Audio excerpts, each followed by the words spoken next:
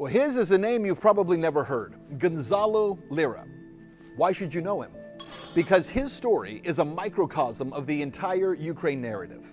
A narrative that claims to be one of freedom and democracy, but in fact appears to be shrouded in darkness and oppression.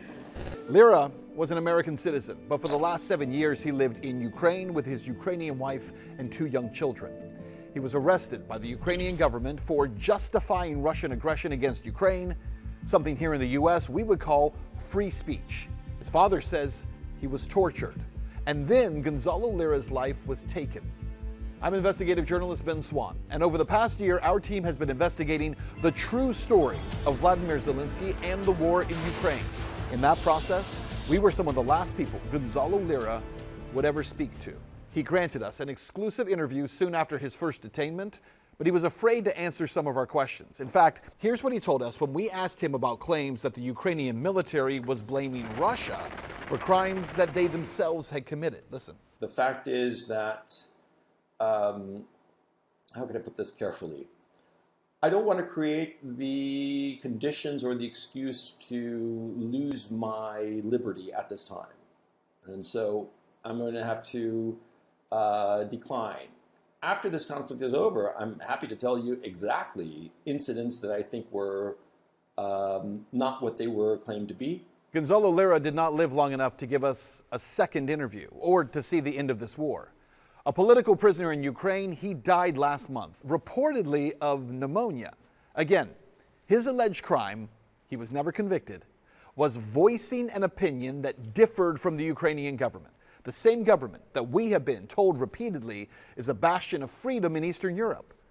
Days before he died, Gonzalo smuggled the following note from the hospital in which he was held, and it read this, quote, "Tell my sister, I have double pneumonia, both lungs, as well as pneumothorax and a very severe case of edema, swelling of the body. All of this started in mid-October, but was ignored by the prison. They only admitted I had pneumonia at a December 22nd hearing." A week later, Gonzalo's father, Gonzalo Lira Sr., announced that his son was dead. In a statement, he wrote this, quote, "I cannot accept the way my son has died. He was tortured, extorted, incommunicado for 8 months and 11 days, and the U.S. Embassy did nothing to help my son. My pain is unbearable. The world must know what is going on in Ukraine with that inhumane dictator, Zelensky." I agree. And that is precisely why we decided to make this documentary series, Zelensky Unmasked. As I mentioned, our team has spent over a year researching and conducting dozens of interviews inside and outside of Ukraine to reveal what is really happening and what our U.S. taxpayer dollars are being spent on. You know, here at Truth in Media, we were shocked and we were saddened and disgusted by Gonzalo Lira's death. But we also recognize that Gonzalo Lira is only one death of tens of thousands as a result of this war. Millions more have been displaced, and the question is why? In the cause of freedom, or in the cause of a very few powerful people becoming much more wealthy?